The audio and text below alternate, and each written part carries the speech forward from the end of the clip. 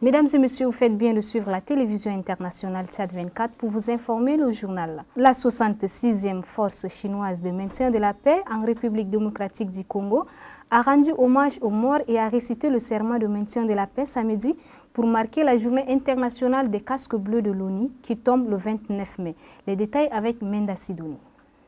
Composé d'un détachement du génie et d'un détachement médical comptant au total 218 personnes, la 26e force chinoise de maintien de la paix a entamé sa mission d'un an en RDC en septembre dernier. Depuis lors, il joue un rôle responsable avec une bonne conduite et suit strictement les procédures et les normes d'exploitation élevées.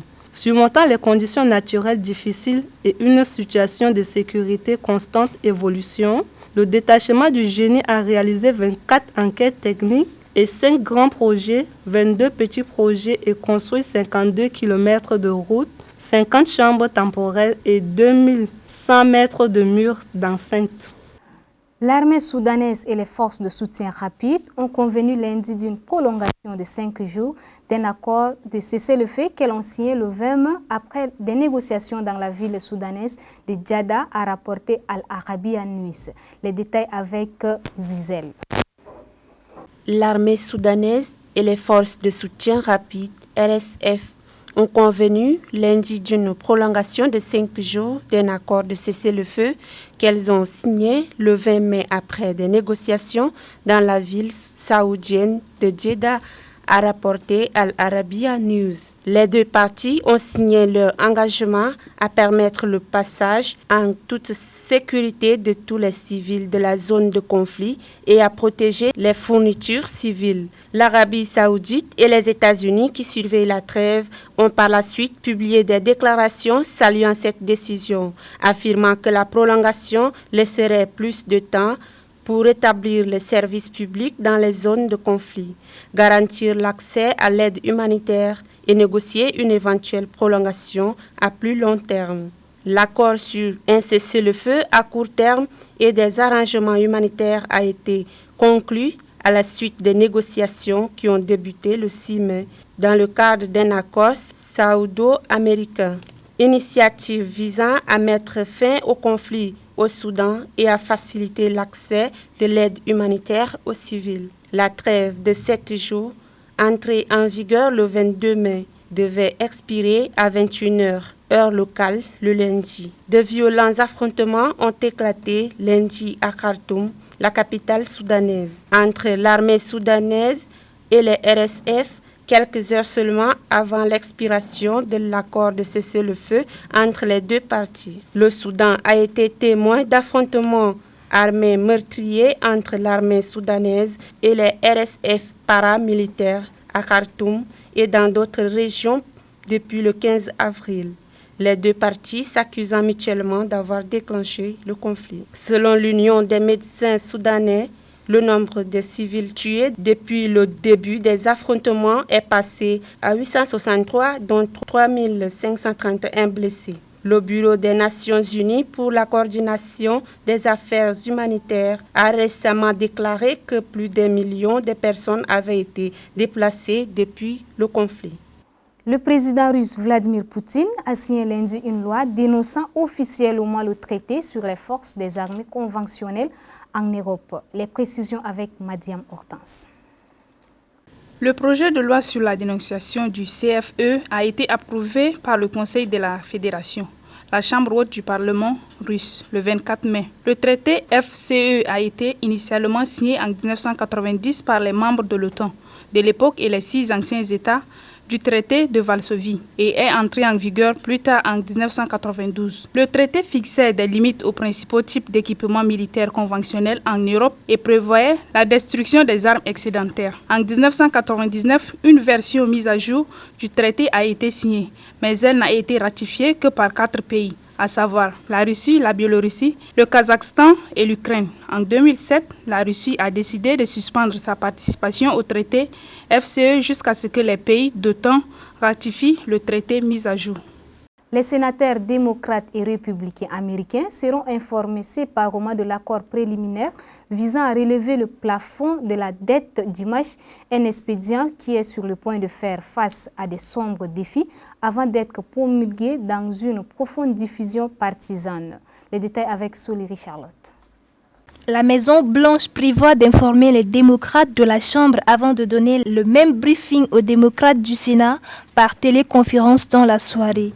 Selon une source, la direction républicaine de la Chambre informera les sénateurs républicains dimanche après-midi. Le chef de la majorité au Sénat, Chuck Schumer, a déclaré dimanche que l'examen de l'accord commencerait immédiatement dès qu'il passerait devant la Chambre. La Maison-Blanche et les républicains de la Chambre des États-Unis sont parvenus samedi à un accord de principe pour relever le plafond de la dette afin d'éviter un éventuel défaut de paiement au milieu d'une profonde division partisane et de préoccupations mondiales.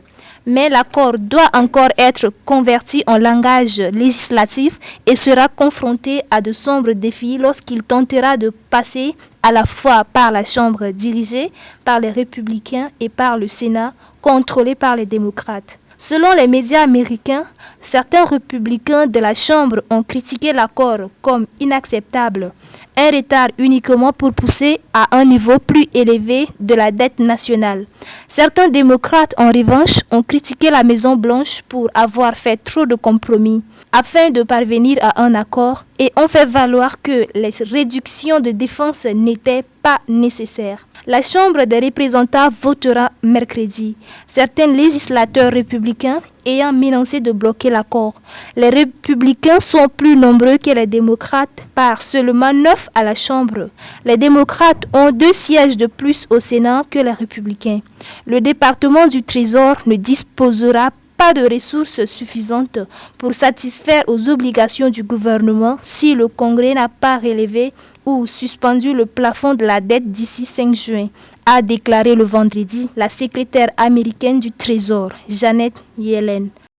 L'une des épidémies de choléra les plus graves observées au Mozambique depuis plus de 20 ans est en train d'être maîtrisée. Les cas signalés ayant récemment diminué grâce aux mesures prises par les autorités sanitaires locales et à l'aide de l'Organisation mondiale de la santé, selon un responsable local de la santé dans le pays.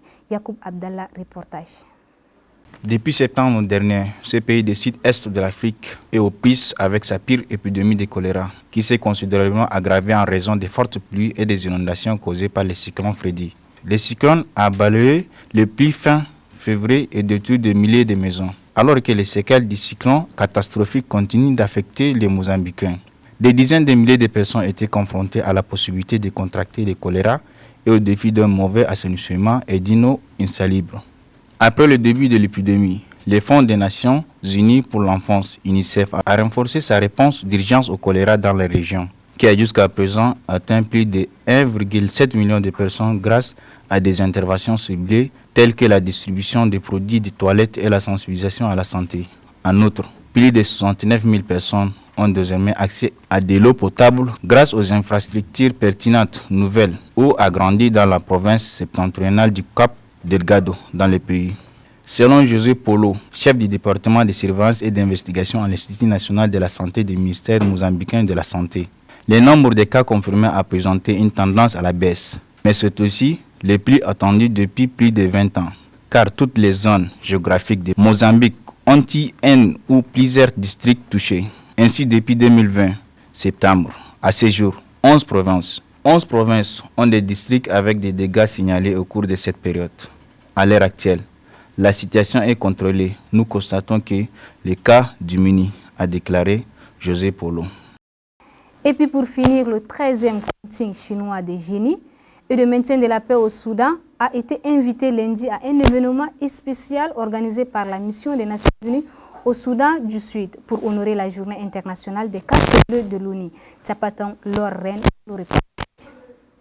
Les casques bleus chinois ont été passés en revue lors de l'événement et ont été présentés des spectacles culturels traditionnels à d'autres casques bleus de l'ONU. Depuis le début de leur mission en décembre dernier, les casques bleus chinois ont réparé avec succès plus de 180 km de voies d'approvisionnement, inspecté plus de 500 km de routes et réalisé plus de 400 projets d'ingénierie. Leurs efforts ont été non seulement faciliter les approvisionnements essentiels et la logistique, mais ont également contribué au développement et au progrès global de la région.